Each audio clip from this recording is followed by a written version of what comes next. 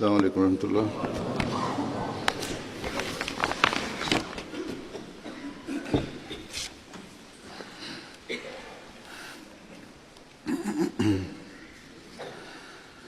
أشهد أن لا إله إلا الله وحده لا شريك له وأشهد أن محمدا عبده ورسوله. أما بعد فأعوذ بالله من الشيطان الرجيم. بسم الله الرحمن الرحيم. الحمد لله رب العالمين الرحمن الرحيم مالك يوم الدين. إياك نعبد وإياك نستعين.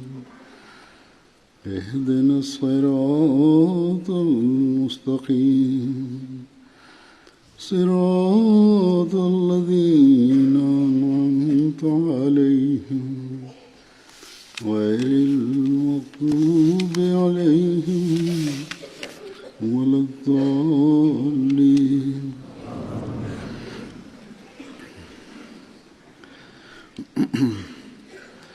گزشتہ خطبے میں نے صحابہ رضوان اللہ علیہم کی شان، ان کے فضائل اور ان کے نمونوں کے حوالے سے بیان کیا تھا.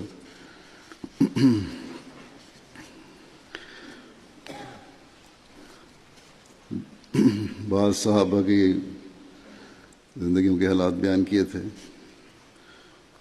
اور بھی بیان کرنا چاہتا تھا لیکن وقت کی وجہ سے بیان نہیں کر سکا.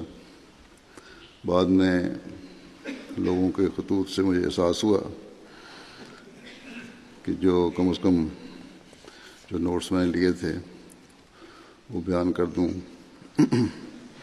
تاکہ جہاں صحابہ کے حالات کا علم ہو، ان کی قربانیوں کا علم ہو، وہاں ہمیں ان کے نمونوں کو اپنانے کی طرف توجہ ہی پیدا ہو. لہٰذا آج میں اسی والے سے پھر بات کروں گا. حضرت صلی اللہ علیہ وسلم کے ایک جلیل قدر صحابی ابو عبیدہ بن جراح تھے. ایک صحابی ہونے کی حیثیت سے یقیناً ان کا ایک مقام تھا، بہت سی خصوصیات کے حامل تھے، لیکن آپ کے امین ہونے کے بارے میں حضرت صلی اللہ علیہ وسلم نے جو سند عطا کی ہے اس کا روایت میں یوں ذکر ملتا ہے کہ نجران کے وفد نے جب نجران والوں سے کسی کو خراج وصول کرنے کے لیے بھجوانے کے لیے کہا تو حضرت صلی اللہ علیہ وسلم نے فرمایا کہ میں تمہارے پاس ضرور ایسا شخص بھیجوں گا، یعنی ایک ایسا امین جو سراسر امین ہوگا. اس وقت آپ صلی اللہ علیہ وسلم کے صحابہ گردنیں اٹھا کر دیکھنے لگے کہ دیکھیں کون ہے وہ شخص جس کو حضرت صلی اللہ علیہ وسلم یہ اعزاز بخش رہے ہیں. تو آپ صلی اللہ علیہ وسلم نے فرمایا کہ ابو عبیدہ کھڑے ہو جائیں، اور حضرت ابو عبیدہ کو وہاں بھیجنے کا ارشاد فرمایا. ان کے بارے میں حضرت صلی اللہ علیہ وسلم کے ایک ارشاد کی حضرت انس رضی اللہ تعالیٰ عنہ سے اس طرح روایت ملتی ہے کہ رسول اللہ صلی اللہ علیہ وسلم نے فرمایا کہ ہر ایک امت کا ایک امین ہوتا ہے، اور اے میری امت، ہمارے امین عبیدہ بن جراح ہیں۔ یہ کتنا بڑا اعزاز ہے جس سے آن حضرت صلی اللہ علیہ وسلم نے آپ کو نوازا۔ پھر غزوہ احد میں آپ کے ایک ایسے واقعہ کا ذکر ملتا ہے جس نے آپ کو ایک عظیم مرتبہ عطا کر دیا۔ احد کی جنگ میں جب دشمنان اسلام کی طرف سے بڑی شدت سے پتھر پھینکے جا رہے تھے، جب جنگ کا پاسا پلٹا، پہلے مسلمانوں کی جیت ہوئی، پھر ایک جگہ چھوڑنے کی وجہ سے کافروں نے دوبارہ حملہ کیا اور اس وقت پتھر پھینکے، حضرت صلی اللہ علیہ وسلم کی طرف پتھر پھینکے، تو حضرت صلی اللہ علیہ وسلم کو بڑی شدت سے بعض پتھر لگے اور آپ کے خود کی 2 کڑیاں جو چہرے پر پہنا ہوا تھا، لوہے کی کڑیاں تھیں، ٹوٹ کر آپ کے رخسار مبارک میں دھنس گئیں۔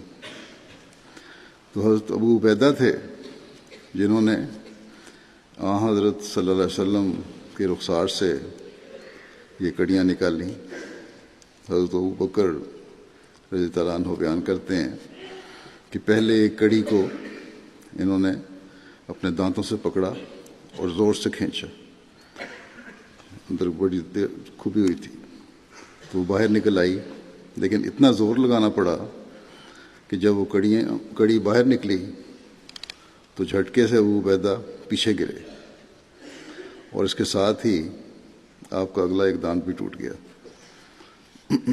پھر انہوں نے دوسری کڑی کو بھی اسی طرح دانتوں میں دبا کر کھینچا تو آپ کا دوسرا دانت بھی ٹوٹ گیا اور پھر آپ اسی طرح پیچھے گرے۔ اتنی زور سے، اتنی گہرائی سے وہ اندر کھبی ہوئی تھیں حضرت صلی اللہ علیہ وسلم کے چہرے مبارک پر۔ تو یہ ہے وہ عشق و فدائیت کا واقعہ جو رہتی دنیا تک ابو عبیدہ کا ذکر زندہ رکھے گا۔ لوگ کہتے ہیں، اس وقت لوگ کہا کرتے تھے، روایت میں آتا ہے کہ اگلے 2 ٹوٹے ہوئے دانتوں والا شخص اتنا خوبصورت ہم نے کبھی نہیں دیکھا جتنے حضرت ابو عبیدہ تھے۔ عموماً دانت ٹوٹنے سے تھوڑی سی شکل میں فرق پڑ جاتا ہے، لیکن کہتے ہیں ان کے دانت ٹوٹنے کے باوجود ان کی خوبصورتی میں اضافہ ہوا۔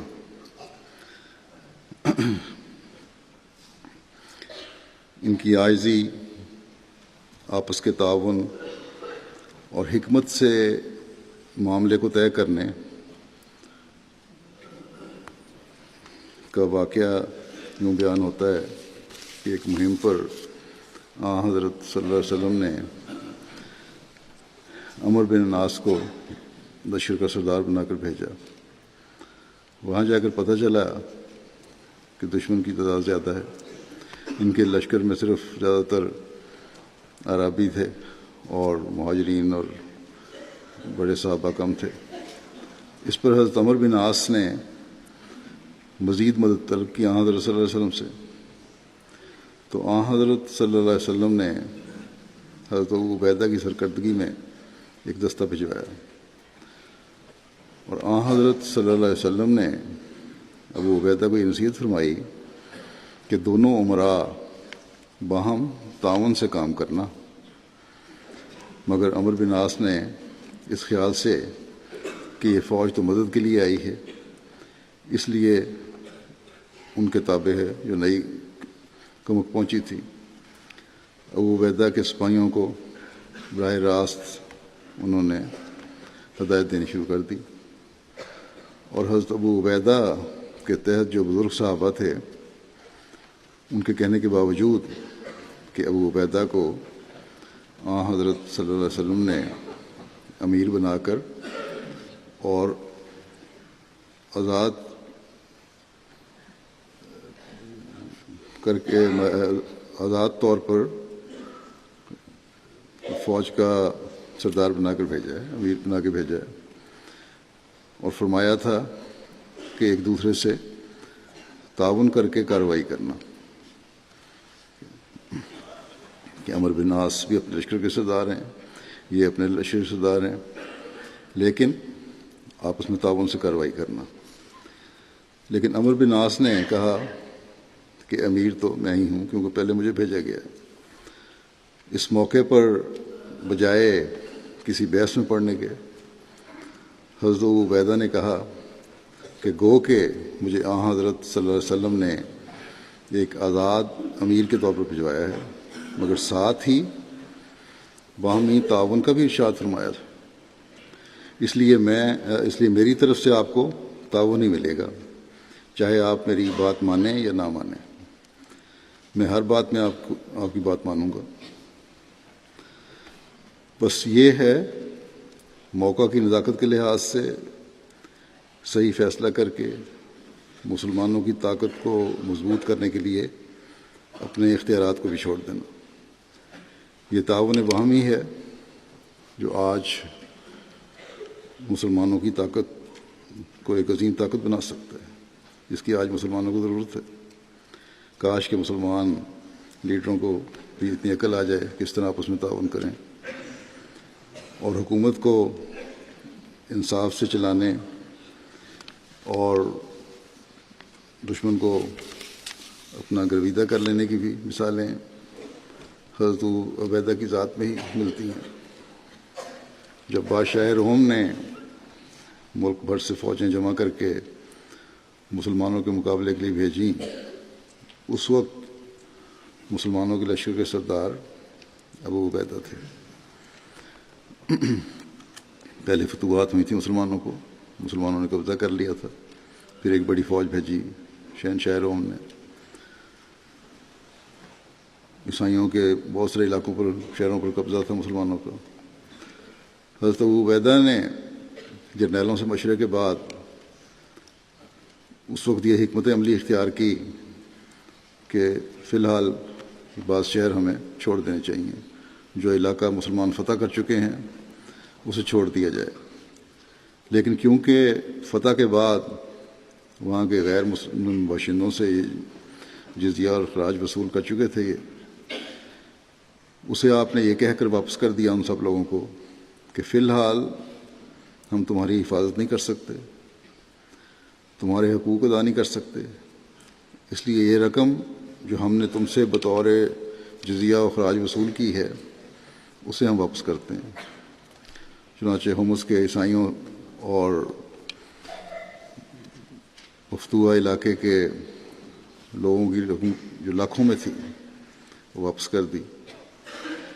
اس انصاف اور امانت کی ادائیگی کا غیر مسلموں پر اتنا اثر ہوا کہ مقامی عیسائی باشندے مسلمانوں کو رخصت کرتے ہوئے روتے تھے اور دل سے یہ دعا کر رہے تھے کہ خدا تمہیں پھر جلد واپس لائے۔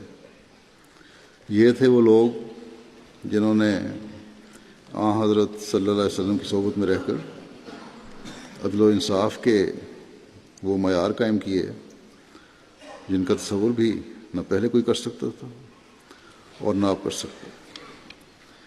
آج دنیا کے امن کی ضمانت یہ عدل اور انصاف اور امانت کا حق ادا کرنے سے ہی ہو سکتی، نہ کہ بڑی حکومتوں کا چھوٹی حکومتوں کو مجبور کرنا کہ ہماری مرضی کے ساتھ مطابق چلو ورنہ تمہارے خلاف ہم کارروائی کریں گے۔ اور نہ ہی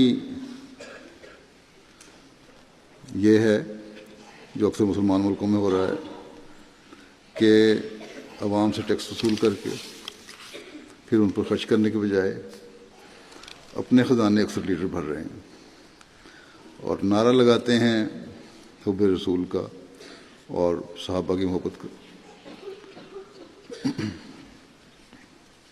پھر حضرت عباس ہیں جو حضرت صلی اللہ علیہ وسلم کے چچا تھے، فیاضی اور صلہ رحمی میں مشہور تھے۔ حضرت صلی اللہ علیہ وسلم نے فرمایا کہ عباس قریش میں سے سب سے زیادہ سخی اور صلہ رحمی کرنے والے۔ اس بات کو سن کر حضرت عباس نے 70 غلام آزاد کر دیے۔ یہ تھے ان لوگوں کی سخاوت کے معیار۔ پھر حضرت جعفر ہیں جو حضرت صلی اللہ علیہ وسلم کے چچا زاد بھائی تھے، حضرت علی کے سگے بھائی تھے۔ انہوں نے بھی ابتدائی زمانے میں اسلام قبول کرنے کی سعادت پائی، اور مکے میں حالات کی وجہ سے حبشہ ہجرت کی۔ مکے والوں کو جب علم ہوا تو انہوں نے اپنے 2 سرداروں کو بہت سے تحائف دے کر حبشہ بھیجا، اور وہاں کے سرداروں وغیرہ کے لیے تحفے بھیجے، اس پیغام کے ساتھ کہ ہمارے کچھ ناسمجھ نوجوان اپنا دین چھوڑ کر یہاں آ گئے ہیں تمہارے ملک میں، اور تمہارا دین بھی انہوں نے اختیار نہیں کیا، بالکل نیا دین ہے۔ اور اس ذریعے سے انہوں نے سرداروں کے ذریعے سے، بڑے لوگوں کے ذریعے سے یہ سفارش کروانی چاہیے ان کو تحفے دے کر کہ شاہ حبشہ سے ہماری ملاقات کروا دو۔ اور اسی طرح وہ بادشاہ کے لیے بھی بہت سے تحائف لے کر گئے تھے۔ ملاقات ہوئی، بادشاہ کو تحائف بھی انہوں نے دیے۔ بہرحال نجاشی نے، شاہ حبشہ تھے، مسلمانوں کو ان کی بات سننے کے بعد کافروں کی یا مکے کے نمائندوں کی اپنے دربار میں بلایا۔ مسلمان بڑی پریشانی کے عالم میں گئے کہ پتہ نہیں کیا سلوک ہوتا ہے ہم سے۔ نجاشی نے ان سے پوچھا کہ کیا وجہ ہے کہ تم نے اپنا دین چھوڑ دیا ہے؟ نہ ہی کسی پہلی امت کا دین اختیار کرتے ہو کیا ہے تم نے، نہ ہمارا یعنی عیسائیت۔ حضرت جعفر رضی اللہ عنہ نے اس موقع پر مسلمانوں کی طرف سے نمائندگی کی اور کہا کہ اے بادشاہ، ہم جاہل قوم تھے، بتوں کی پرستش کرتے تھے، مردار کھاتے تھے، بدکاری کرنا اور رشتہ داروں سے بدسلوکی کرنا ہمارا معمول تھا۔ ہم میں سے طاقتور کمزور کو دبا لیتا تھا۔ ان حالات میں اللہ تعالیٰ نے ہم میں ایک رسول مبعوث فرمایا جس کی شرافت اور صدق و امانت اور پاک دامنی اور خاندانی نجابت سے ہم خوب واقف تھے۔ اس نے ہمیں خدا تعالیٰ کی توحید اور عبادت کی طرف بلایا اور یہ تعلیم دی کہ ہم خدا کا کسی کو شریک نہ ٹھہرائیں، نہ ہی بتوں کی پرستش کریں۔ اس نے ہمیں صدق و امانت، صلہ رحمی، پڑوسیوں سے حسن سلوک اور بلا وجہ لڑائی اور خون بہانے سے منع کیا، بے حیائیوں سے بچنے کا کہا، جھوٹ بولنے اور یتیم کا مال کھانے اور پاک دامنوں پر الزام لگانے سے منع کیا۔ ہمیں حکم دیا کہ ہم خدائے واحد کی عبادت کریں۔ ہم نے اسے قبول کیا اور اس کی باتوں پر عمل کرتے ہیں۔ اس بات کی وجہ سے ہماری قوم ہمارے خلاف ہو گئی اور ہمیں اذیتیں دیں، تکلیفوں میں ڈالا، اور جب انتہا ہو گئی تو ہم اپنا ملک چھوڑ کر آپ کی پناہ میں آ گئے ہیں، کیونکہ آپ کے عدل و انصاف کا شہرہ سنا تھا۔ اے بادشاہ، ہم امید رکھتے ہیں کہ اس ملک میں ہم پر کوئی ظلم و زیادتی نہیں کی جائے گی۔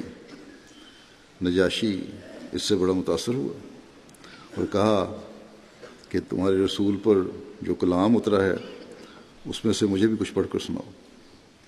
اس پر انہوں نے سورہ مریم کی کچھ آیات پڑھی اور اس خوش الحانی سے پڑھی کہ نجاشی رونے لگا، آنکھوں میں اس کے آنسو آ گئے اور کہا کہ خدا کی قسم، لگتا ہے یہ کلام اور موسیٰ کا کلام ایک ہی سرچشمے سے ہیں۔ اور مکے کے سفیروں کو کہا کہ میں تمہیں یہ لوگ واپس نہیں کروں گا، یہ اب یہیں رہیں گے۔ ان مکے کے سفیروں نے مشورے کے بعد یہ ترکیب کی کہ بادشاہ کو کہا کہ یہ لوگ عیسیٰ کو عیسائیوں کے عقیدے کے مطابق نہیں مانتے اور اس کا درجہ کم کرتے ہیں۔ بادشاہ نے پھر مسلمانوں کو بلایا اور حضرت عیسیٰ کے بارے میں عقیدہ پوچھا۔ اس پر حضرت جعفر نے کہا کہ اس بارے میں ہمارے نبی پر یہ کلام اترا ہے کہ عیسیٰ اللہ کا بندہ اور اس کا رسول ہے، جو اللہ تعالیٰ نے کنواری مریم کو عطا فرمایا۔ نجاشی نے زمین سے ایک تنکا اٹھا کر کہا کہ حضرت عیسیٰ کا مقام اس تنکے کے برابر بھی زیادہ نہیں جو تم نے بیان کیا ہے، اور مسلمانوں کو کہا کہ یہاں تمہیں مکمل آزادی ہے۔ آپ کی حکمت، فراست اور علم نے مسلمانوں کو وہاں رہنے کے سامان مہیا فرما دیے۔ ایک صحابی مصعب بن عمیر تھے، ان کی والدہ بڑی مالدار تھیں، بڑے امیر لوگ تھے، بڑے ناز و نعیم میں پلے بڑے تھے، بڑا اعلیٰ لباس پہنا کرتے تھے، بڑے خوبصورت جوان تھے۔ سعد بن ابی وقاص کہتے ہیں کہ حضرت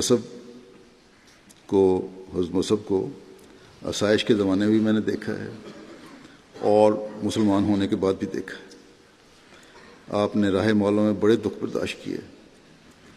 سعد کہتے ہیں کہ میں نے دیکھا کہ وہی نوجوان جو بڑے ناز و نعیم میں پلا بڑا تھا، اس کی یہ حالت تھی سختیوں کی وجہ سے کہ جسم سے جلد اس طرح اترتی جس طرح سانپ کی کینچلی اترتی ہے۔ ایک دن حضرت صلی اللہ علیہ وسلم نے حضرت مصعب کو اس حالت میں دیکھا کہ مجلس میں آئے تو پیوند شدہ کپڑوں میں پیوند بھی چمڑے کے لگے ہوئے تھے، کپڑے کے پیوند بھی نہیں تھے، جو چمڑا کہیں سے ملا وہ اسی سے پیوند لگا لیا کپڑوں پہ، لباس پر۔ صحابہ نے ان کی یہ حالت دیکھ کر سر جھکا لیے۔ بہت سے انہوں نے ان کی شان و شوکت پہلے دیکھی ہوئی تھی، کیونکہ ان کی مدد کرنے سے بھی وہ معذور تھے۔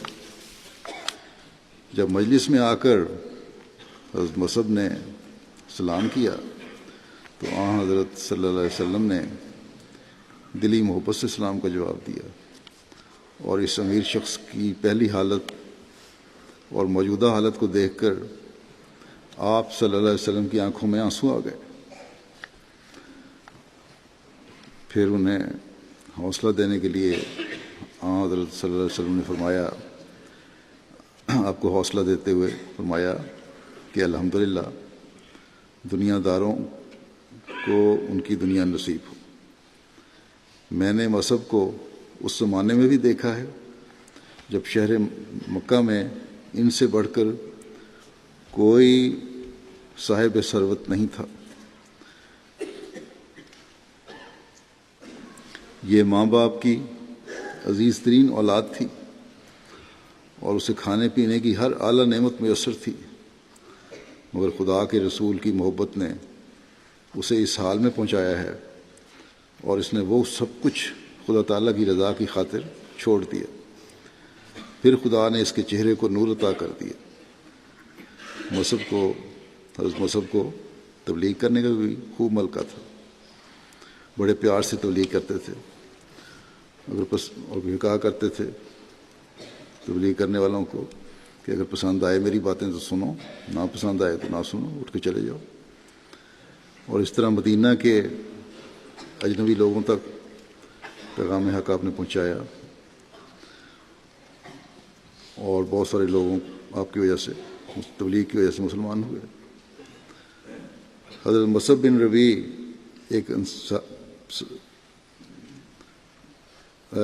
سعد بن ربیع ایک اور انصاری صحابی تھے۔ جب مدینہ میں ہجرت کے بعد حضرت صلی اللہ علیہ وسلم نے مواخات کا سلسلہ قائم کیا تو حضرت صلی اللہ علیہ وسلم نے ان کو حضرت عبد الرحمن بن عوف کا بھائی بنایا۔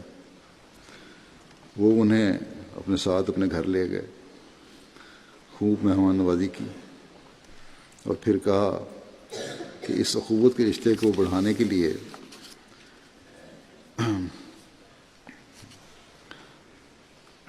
میرا دل چاہتا ہے کہ میں اپنی آدھی جائیداد آپ کو دے دوں، اور پھر یہاں تک کہا کہ میری 2 بیویاں ہیں، جسے آپ چاہیں میں طلاق دے دیتا ہوں، آپ شادی کریں۔ حضرت عبد الرحمن بن عوف نے بھی کہا، وہ مومنانہ شان تھی ان کی، کہ تمہاری دولت، تمہاری جائیداد، تمہاری بیویاں تمہیں مبارک ہوں، اللہ ان میں برکت ڈالے۔ اور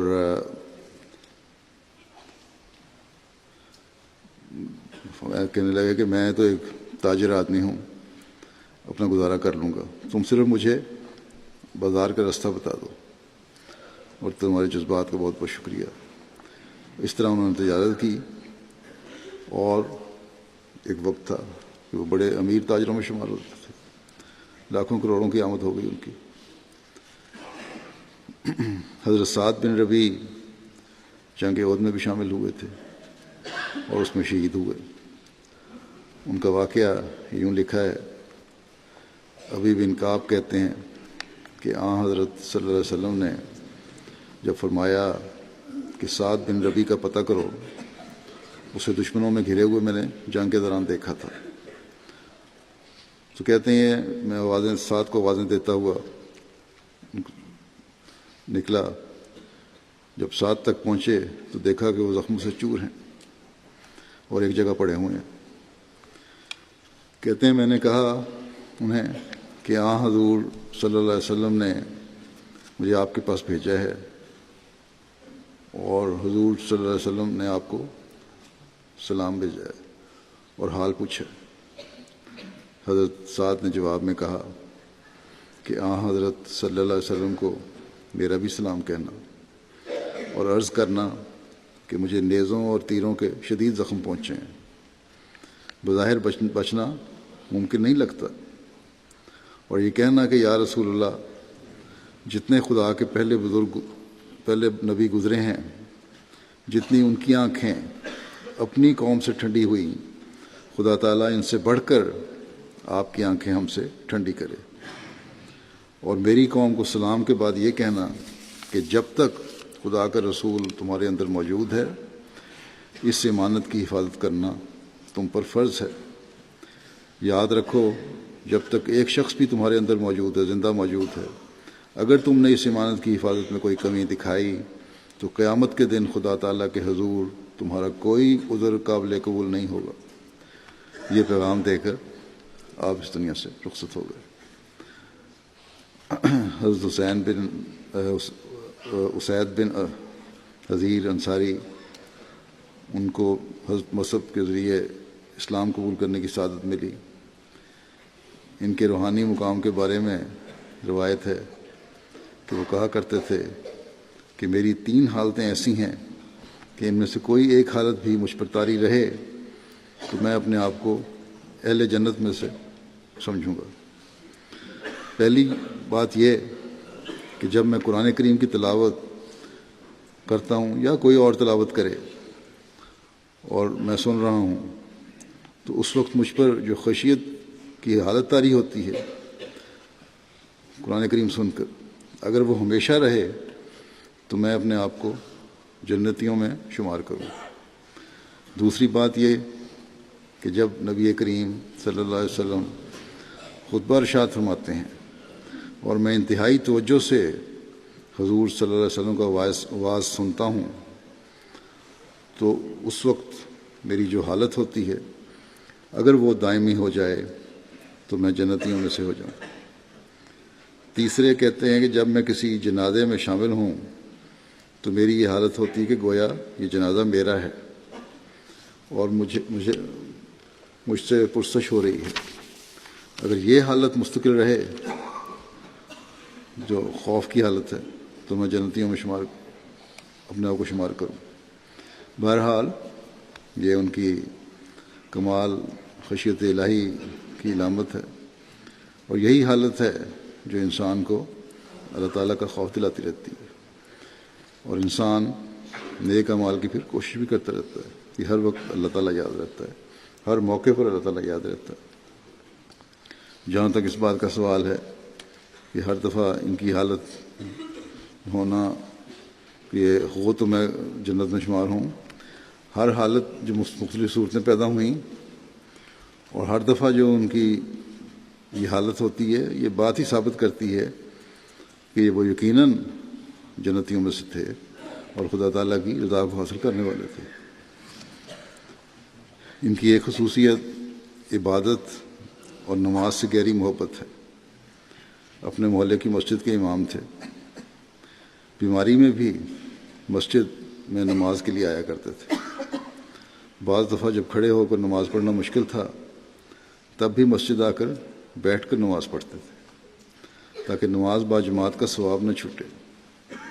یہ تھی ان لوگوں کی حالت، اور یہ ہیں وہ ہمارے لیے نمونے، ان عبادت گزاروں کے نمونے۔ آپ کی رائے بھی بڑی صائب ہوتی تھی،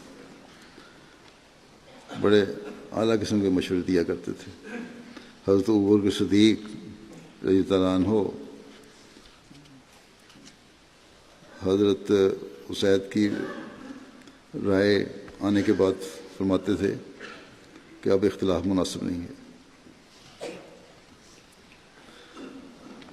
اسی طرح حضرت ابوبکر اور حضرت عمر کی خلافت کا وقت بھی انہوں نے پایا۔ حضرت عمر کی خلافت کے دوران یہ فوت ہوئے اور خلافت سے غیر معمولی اطاعت کا عملی نمونہ دکھایا۔ آپ اوس قبیلے کے سردار تھے اور اپنے قبیلے کو کہا کہ کوئی دوسرا قبیلہ مدینے کا اختلاف کرتا یا نہیں کرتا، ہم نے کوئی اختلاف نہیں کرنا اور حضرت ابوبکر صدیق رضی اللہ عنہ کی بیعت کرنی ہے۔ پھر ایک انصاری صحابی ابی بن کعب تھے، آپ بھی عالم بعمل تھے، بڑی باقاعدگی سے پانچوں نمازیں حضرت صلی اللہ علیہ وسلم کے ساتھ ادا کیا کرتے تھے۔ نمازوں کی پابندی کے بارے میں حضرت صلی اللہ علیہ وسلم کا ایک ارشاد بیان کرتے ہیں کہ فجر کی نماز کے بعد آپ نے کچھ لوگوں کے بارے میں پوچھا کہ وہ دو اشخاص کے بارے میں نماز پہ نہیں آئے۔ پھر آپ نے فرمایا کہ دو نمازیں فجر اور عشاء کمزور ایمانوں والوں اور منافقوں پر بڑی بھاری ہیں، اگر ان کو علم ہو کہ ان نمازوں کا کتنا ثواب ہے تو وہ ضرور ان نمازوں میں شامل ہوں، خواہ انہیں اپنے گھٹنوں کے بل بھی آنا پڑے۔ دو نمازیں فجر اور عشاء کے بارے میں خاص تاکید فرمائی آپ نے۔ بعض مسائل کے حل کی بھی ان کی روایات ہیں۔ ایک دفعہ ایک شخص نے حضرت ابی بن کعب سے سوال کیا کہ ہمیں دوران سفر ایک چابک ملا ہے، اونٹوں یا گھوڑوں کو چلانے کے لیے چھانٹا ہے، چابک ہے، اس کا کیا کریں؟ حضرت ابی نے جواب دیا، یہ تو ایک چابک ہے، مجھے ایک دفعہ 100 دینار ملے تھے، میں نے حضرت صلی اللہ علیہ وسلم کی خدمت میں حاضر ہو کر عرض کیا کہ یہ ایک گمشدہ چیز مجھے ملی ہے۔ آپ صلی اللہ علیہ وسلم نے فرمایا کہ 1 سال تک اس کا اعلان کرتے رہو کہ یہ گمشدہ چیز مجھے ملی ہے، جس کی ہے وہ لے لے۔ جب 1 سال کے اعلان کے بعد بھی مالک نہ آیا تو میں وہ دینار لے کر حضرت صلی اللہ علیہ وسلم کی خدمت میں حاضر ہوا۔ حضرت صلی اللہ علیہ وسلم نے فرمایا کہ 1 سال اور اعلان کرو۔ چنانچہ مزید 1 سال اعلان کے بعد جب کوئی نہ آیا تو پھر حاضر ہو کر عرض کی کہ سال گزر گیا ہے، کوئی نہیں آیا۔ آپ صلی اللہ علیہ وسلم نے فرمایا کہ 1 سال اور اعلان کرو۔ تیسرے سال اعلان کے باوجود جب کوئی نہیں آیا تو حضور صلی اللہ علیہ وسلم سے چوتھی مرتبہ پوچھا۔ آپ نے فرمایا کہ اب بے شک یہ دینار اپنے استعمال میں لے آؤ۔ بس یہ ہیں تقویٰ کے معیار۔ ایک دفعہ انہوں نے حضرت صلی اللہ علیہ وسلم سے عرض کیا کہ یا رسول اللہ، میں جب دعا کرتا ہوں تو میرا دل کرتا ہے کہ میں زیادہ سے زیادہ آپ کی ذات پر درود بھیجوں، اگر دعا کا چوتھا حصہ میں درود پڑھا کروں تو ٹھیک ہے؟ حضور صلی اللہ علیہ وسلم نے فرمایا کہ جتنا تمہارا جی چاہے درود پڑھ لو، چاہو تو اس سے بھی زیادہ پڑھ سکتے ہو۔ اس پر حضرت ابی نے عرض کی کہ اگر آدھا وقت درود پڑھا کروں تو ٹھیک ہے؟ حضرت صلی اللہ علیہ وسلم نے فرمایا جتنا چاہو پڑھو، اس سے بھی زیادہ پڑھ لو تو اور اچھا ہے۔ حضرت ابی بن کعب نے عرض کی کہ اگر دو تہائی حصہ درود میں گزاروں تو ٹھیک ہے۔ آپ صلی اللہ علیہ وسلم نے فرمایا جتنا چاہو پڑھو، اس سے بھی زیادہ پڑھ سکتے ہو تو پڑھو۔ تب حضرت ابی نے اپنی دلی خواہش کا اظہار کرتے ہوئے کہا کہ یا رسول اللہ، میرا تو دل کرتا ہے کہ میں اپنی دعا میں صرف درود ہی پڑھتا رہوں۔ آپ صلی اللہ علیہ وسلم نے اس پر فرمایا کہ اگر تم اپنی دعاؤں کا زیادہ حصہ درود پڑھتے رہو گے تو اللہ تعالیٰ تمہارے ہم و غم کا خود متکفل ہو جائے گا، تمہارے گناہ بخشے جائیں گے، اور یہ بات خدا تعالیٰ کے نزدیک تمہارے بلند درجات کا موجب ہوگی۔ آپ کو قرآن شریف سے بھی بہت محبت تھی، آپ کثرت سے تلاوت کرتے تھے، آپ کی ایمانت و دیانت بھی کمال کو پہنچی ہوئی تھی۔ حضرت صلی اللہ علیہ وسلم نے ایک دفعہ آپ کو زکوٰۃ وصول کرنے کے لیے مقرر فرمایا اور مدینہ کے قریبی قبائل بنی عذرا اور بنی سعد میں بھجوایا۔ کہتے ہیں کہ میں نے وہاں جا کر زکوٰۃ وصول کی۔ واپسی پر مدینے کے قریب ایک ایسے مخلص شخص سے واسطہ پڑا جس کے تمام اونٹوں پر ایک سالہ اونٹنی زکوٰۃ بنتی تھی۔ اس کے پاس اونٹ تھے اور ان کی زکوٰۃ ایک سالہ اونٹنی بنتی تھی۔ میں نے اسے کہا کہ ایک سالہ اونٹنی زکوٰۃ دے دو۔ اس نے کہا کہ ایک سالہ اونٹنی لے کر کیا کریں گے آپ؟ اس پر تو نہ سوار ہوا جا سکتا ہے، نہ بوجھ لادا جا سکتا ہے۔ میں آپ کو زکوٰۃ میں بڑی عمر کی خوبصورت جوان اونٹنی دیتا ہوں جو کسی کام بھی آئے۔ حضرت ابی بن کعب کہنے لگے، میں نے اسے کہا کہ میں تو محض ایک امین ہوں اور امانت اکٹھی کرنے آیا ہوں، میں یہ نہیں کر سکتا کہ بڑی اونٹنی لوں۔ دوسری طرف وہ شخص جو اخلاص والا تھا وہ اصرار کر رہا تھا کہ بڑی عمر کی اونٹنی لے لیں۔ اس پر حضرت ابی نے کہا کہ پھر تم خود حضرت صلی اللہ علیہ وسلم کی خدمت پیش ہو کے بات کر لو اور اونٹنی پیش کر دو۔ چنانچہ وہ صحابی بھی حضور صلی اللہ علیہ وسلم کی خدمت میں پیش ہوئے اور تمام بات بیان کی اور کہا یہ بڑی اونٹنی قبول فرمائیں۔ حضور صلی اللہ علیہ وسلم نے ان کی قربانی پر بہت خوشی کا اظہار کیا اور فرمایا اگر تم دلی خوشی سے چاہتے ہو یہ اس اونٹنی کو دینا تو اللہ تعالیٰ تمہیں اس کا بہترین اجر دے گا۔ حضرت ابھی بڑے علمی آدمی بھی تھے، قرآن کریم کا بھی خوب علم تھا انہیں، مجالس میں خوب علمی باتیں ہوتی تھیں ان کی، غرض کہ ان کا ایک مضبوط مقام تھا اور وہ جو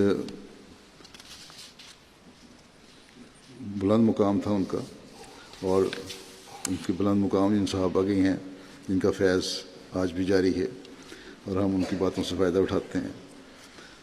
حضرت مسیح علیہ الصلوۃ والسلام فرماتے ہیں کہ حضرت صلی اللہ علیہ وسلم کے پاس وہ کیا بات تھی کہ جس کے ہونے سے صحابہ نے اس قدر صدق دکھایا اور انہوں نے نہ صرف بت پرستی اور مخلوق پرستی ہی سے منہ موڑا بلکہ در حقیقت ان کے اندر سے دنیا کی طلب ہی مسلوب ہو گئی اور وہ خدا کو دیکھنے لگ گئے۔ وہ نہایت سرگرمی سے خدا تعالیٰ کی راہ میں ایسے فدا تھے کہ گویا ہر ایک ان میں سے ابراہیم تھا۔ انہوں نے کامل اخلاص سے خدا تعالیٰ کا جلال ظاہر کرنے کے لیے وہ کام کیے جس کی نظیر بعد اس کے کبھی پیدا نہیں ہوئی، اور خوشی سے دین کی راہ میں ذبح ہونا قبول کیا۔ بلکہ بعض صحابہ نے جو یکلخت شہادت نہ پائی تو ان کو خیال گزرا کہ شاید ہمارے صدق میں کچھ کسر ہے، جیسے کہ اس آیت میں اشارہ ہے منہم من قضا نحبہ ومنہم من ینتظر، یعنی بعض تو شہید ہو چکے تھے اور بعض منتظر تھے کہ کب شہادت کو نصیب ہو۔ آپ فرماتے ہیں کہ اب دیکھنا چاہیے کہ کیا ان لوگوں کو دوسروں کی طرح حوائج نہ تھے اور اولاد کی محبت اور دوسرے تعلقات نہ تھے؟ مگر اس کشش نے ان کو ایسا مستانہ بنا دیا تھا کہ دین کو ہر ایک شے پر مقدم کیا ہوا تھا۔ پھر آپ فرماتے ہیں مکے میں بیٹھ کر جو مومنین قریش نے حضرت صلی اللہ علیہ وسلم کی حمایت کی تھی، جس حمایت میں کوئی دوسری قوم کا آدمی ان کے ساتھ شریک نہیں تھا الا شاذ و نادر، وہ صرف ایمانی قوت اور عرفانی طاقت کی حمایت تھی۔ نہ کوئی تلوار میان سے نکالی گئی تھی اور نہ کوئی نیزہ ہاتھ میں پکڑا گیا تھا، بلکہ ان کو جسمانی مقابلہ کرنے سے سخت ممانعت تھی۔ یہ صرف قوت ایمانی اور نور عرفان کے چمکدار ہتھیار اور ان ہتھیاروں کے جوہر جو صبر اور استقامت اور محبت اور اخلاص اور وفا اور معارف الہیہ اور حقائق عالیہ دینیہ ان کے پاس موجود تھے، لوگوں کو دکھلاتے تھے، گالیاں سنتے تھے، جان کی دھمکیاں دے کر ڈرائے جاتے تھے اور سب طرح کی ذلتیں دیکھتے تھے، پر کچھ ایسے نشہ عشق میں مدہوش تھے کہ کسی خرابی کی پرواہ نہیں رکھتے تھے اور کسی بلا سے ہراساں نہیں ہوتے تھے۔ دنیاوی زندگی کے روح سے اس وقت حضرت صلی اللہ علیہ وسلم کے پاس کیا رکھا تھا جس کی توقع سے وہ اپنی جانوں اور عزتوں کو معرض خطر میں ڈالتے اور اپنی قوم سے پرانے اور پرنفع تعلقات کو توڑ لیتے۔ اس وقت تو حضرت صلی اللہ علیہ وسلم پر تنگی اور عسر اور کسن فرصت اور کسن شاست کا زمانہ تھا، اور آئندہ کی امیدیں باندھنے کے لیے کسی قسم کے قرائن و علامات موجود نہ تھے۔ سو انہوں نے اس غریب درویش کا، جو دراصل ایک عظیم الشان بادشاہ تھا، ایسے نازک زمانے میں وفاداری کے ساتھ محبت اور عشق سے بھرے ہوئے دل سے جو دامن پکڑا، جس زمانے میں آئندہ کے اقبال کی تو کیا امید، خود اسی مرد مصلح کی چند روز میں جان جاتی نظر آتی تھی۔ یہ وفاداری کا تعلق محض قوت ایمانی کے جوش سے تھا، جس کی مستی سے وہ اپنی جانیں دینے کے لیے ایسے کھڑے ہو گئے جیسے سخت درجے کا پیاسا چشمہ شیریں پر بے اختیار کھڑا ہو جاتا ہے۔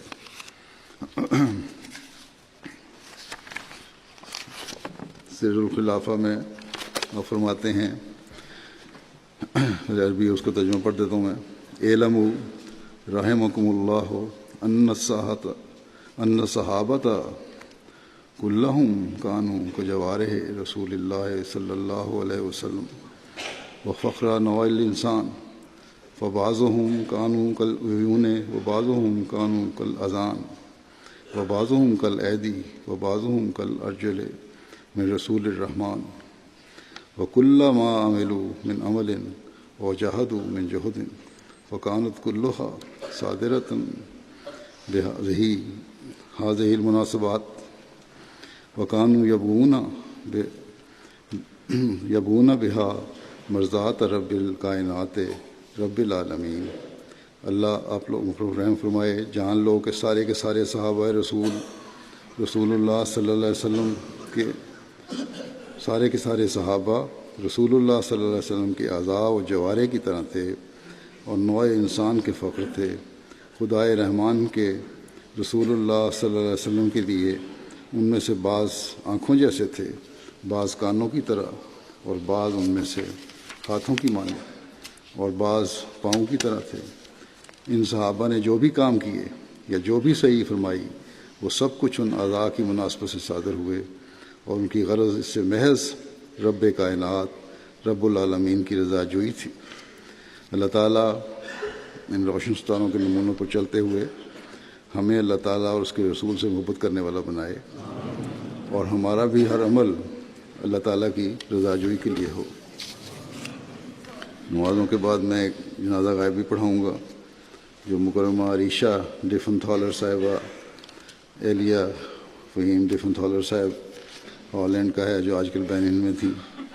11 دسمبر کو بینین میں ہی اچانک ہارٹ فیل ہونے کی وجہ سے 62 سال کی عمر میں وفات پا گئیں۔ انا للہ و انا الیہ راجعون۔ یہ تعلیم مکمل کرنے کے بعد ایک بینک میں ملازمت کرتی تھی۔ 2002 میں ان کی شادی خلیفۃ مسیح رابع کی منظوری سے فہیم ڈیفنتھالر صاحب ڈچ احمدی ہیں، ان سے ہوئی۔ اس وقت مرحومہ نے اسلام قبول نہیں کیا تھا، لیکن جماعت کے بارے میں دلچسپی رکھتی تھی۔ شادی کے بعد انہوں نے رمضان کے مہینے میں تجربے کے طور پر روزے بھی رکھے۔ فہیم صاحب ان کے جو خاوند ہیں یہ بھی ڈچ احمدی ہیں، یہ بیان کرتے ہیں کہ اسی دوران ایک دفعہ جب کہ ہم باتیں کر رہے تھے تو انہوں نے رونا شروع کر دیا۔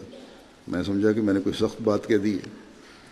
بعد میں مرحومہ نے بتایا کہ وہ اپنا اور احمدیت کا موازنہ کر رہی تھی، اور پھر یہ سمجھ کر کہ مجھ میں اور احمدیت میں بہت زیادہ فرق ہے، میں تو کبھی بھی احمدی نہیں، مسلم نہیں بن سکتی، تو اس محرومی کے احساس نے مجھے رلا دیا تھا۔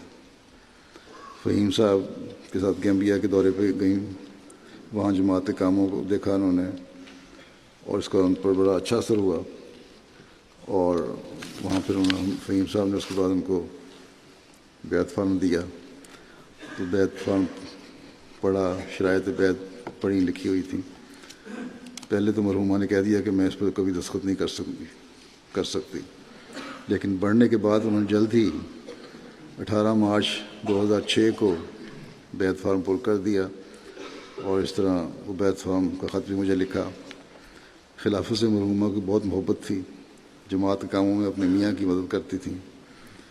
جماعت ہالینڈ کے پریس سیکرٹری بھی تھے وہ، اور ترجمہ مدد بھی کیا کرتی تھی ان کی۔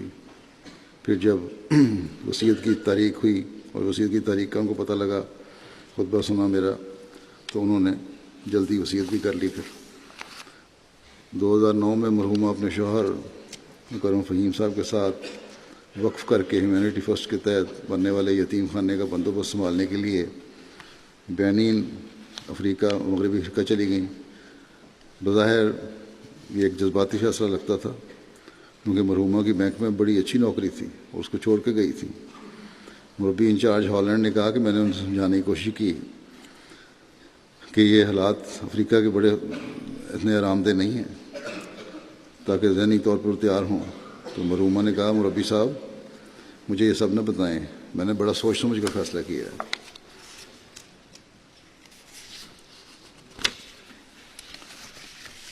ان کے رشتہ داروں نے بھی انہیں کہا کہ افریقہ چلی گئی ہیں آپ، اور وہاں پتہ ہے انہوں نے سمجھا کہ جماعت احمدیہ بھی کوئی کمپنی کی طرح ہے کہ کمپنیوں کا دیوالیہ ہو جاتا ہے تو اس کے بعد کچھ نہیں رہتا، تو تم یہ نہ ہو کہ وہیں جا کے پھر نہ ادھر کی رہو نہ ادھر کی رہو۔ تو انہوں نے ان کو جواب دیا اپنے رشتہ داروں کو، عیسائیوں کو، کہ بڑا پختہ ایمان تھا، اس بات کی فکر کرنے کی ضرورت نہیں ہے۔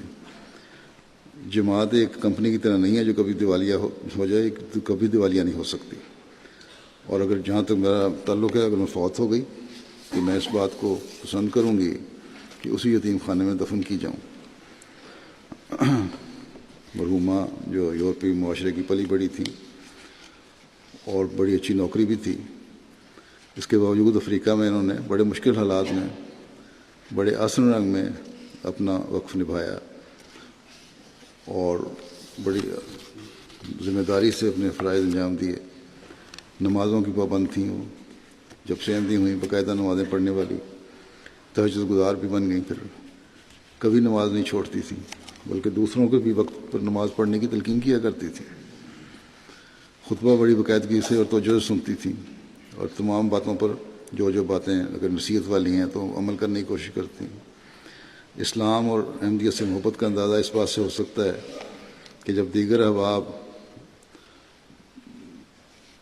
دوسرے جو احمدی تھے اسلامی تعلیمات پر جس کو دیکھتے ہیں کہ پوری طرح عمل نہیں کرتے تو بڑی غمزدہ ہو جایا کرتی تھی کہ کیوں یہ لوگ احمدی ہونے کے باوجود اسلامی تعلیمات پر عمل نہیں کرتے۔ قرآن کریم کی باقاعدگی سے تلاوت کرتی اور ترجمہ اور تفسیر کے ساتھ سمجھنے کی کوشش کرتی۔ اولاد ان کی نہیں تھی، یتیم خانے کے انچارج تھے، ان کو اپنے بچے سمجھائے انہوں نے۔ احمدی آئیہ صاحب ہیومینٹی فرسٹ کے جو ہیں وہ کہتے ہیں کہ میں ان کو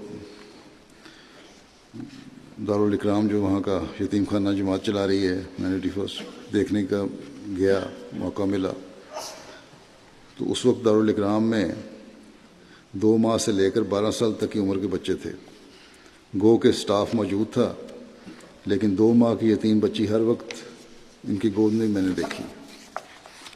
کسی بچے کی طبیعت ٹھیک نہ ہوتی کہ بڑی فکر مندی سے اس کی خاص خوراک اور دوائی کا انتظام کرتی.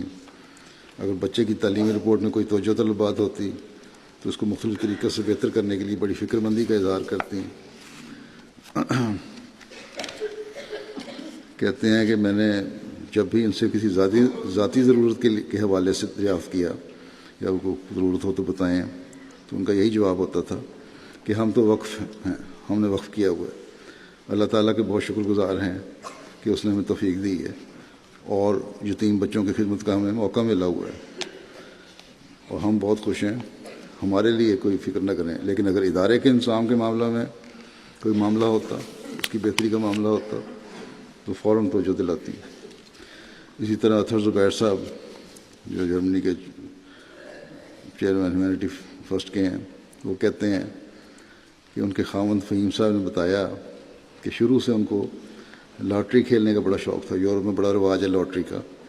جب ان کو بتایا گیا کہ اسلام میں اس کی ممانعت ہے تو فوراً اس کو ترک کر دیا اور لاٹری میں لگانے والی رقم ہفتہ وار مسجد کے چندے میں دینی شروع کر دی.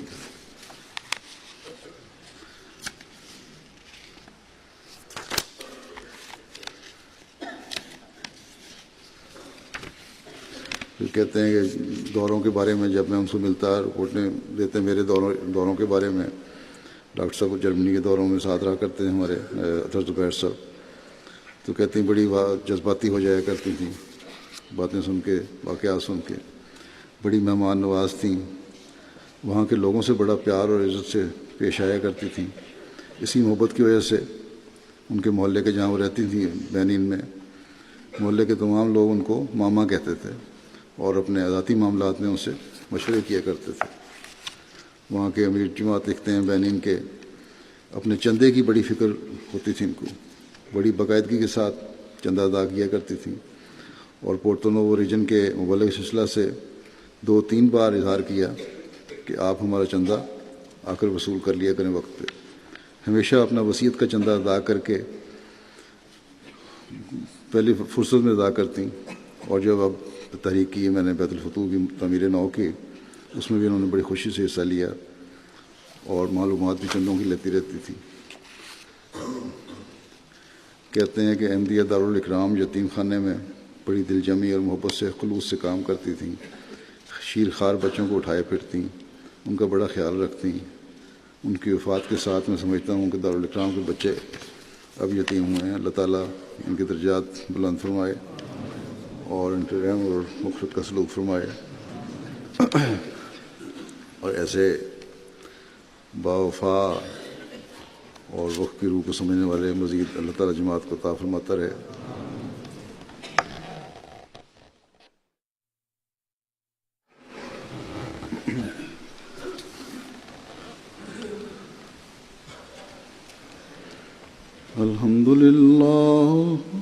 الحمد لله نحمده ونستعينه ونستغفره ونؤمن به ونتوكل عليه ونعوذ بالله من شرور أنفسنا ومن سيئات أعمالنا. من يهده الله فلا مضل له ومن يضلل فلا هادي له. ونشهد أن لا إله إلا الله ونشهد أن محمدا عبده ورسوله. عباد الله رحمكم الله، إن الله يأمر بالعدل والإحسان وإيتاء ذي القربى وينهى عن الفحشاء والمنكر والبغي يعظكم لعلكم تذكرون. اذكروا الله يذكركم وادعوه يستجب لكم ولذكر الله أكبر.